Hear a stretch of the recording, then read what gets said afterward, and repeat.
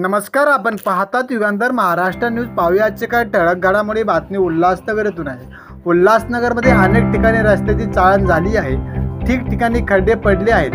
Camp क्रमांक 4 मधील Kurla camp परिसरात रस्त्यावर भले मोठे खड्डे पडलेत. या खड्ड्यामधून वाहन चालकांना मोठी कसरत करावी लागत आहे.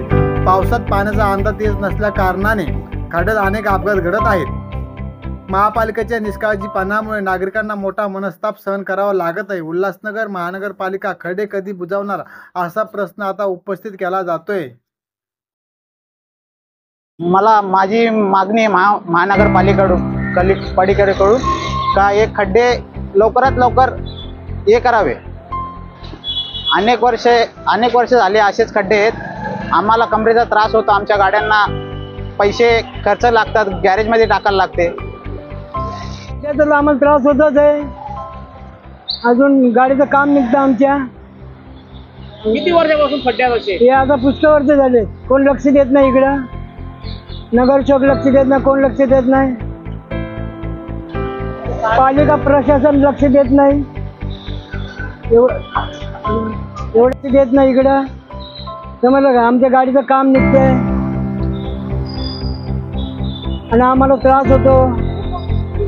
आमचं अंग दुखतं, हे होतं, सगळं करतो आम्ही. घरी गेला आम्हाला झोप येत नाही. या खड्ड्यामुळे आम्हाला म्हणतात प्रॉब्लेम होतो. दुसरी गोष्ट म्हणजे संध्याकाळी जर का घरी गेलो तर संपूर्ण अंग दुखतं. जर का आम्हाला आजार पण झाल्यानंतर पब्लिकला सर्व्हिस कोण देणार?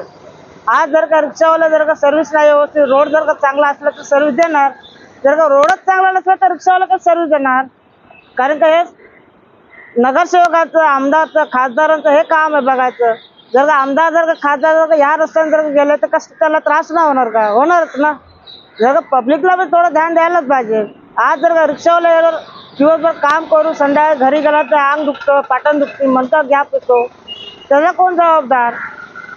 ही रिक्षा जर का आम्ही जर का नाही जर का पोट भरलं, पब्लिकला सर्व्हिस जर का द्यायची असली तर पब्लिक काय म्हणणार?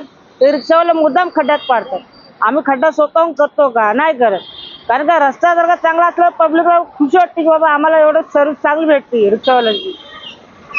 कारण का ही आमची समस्या आहे. आमदार, खासदार आणि नगरसेवकाला नम्र विनंती आहे, जर का रोड जर का चांगला रस्ता बनवला तर पब्लिक जर का आम्हाला चांगलं सर्व्हिस म्हणते. धन्यवाद.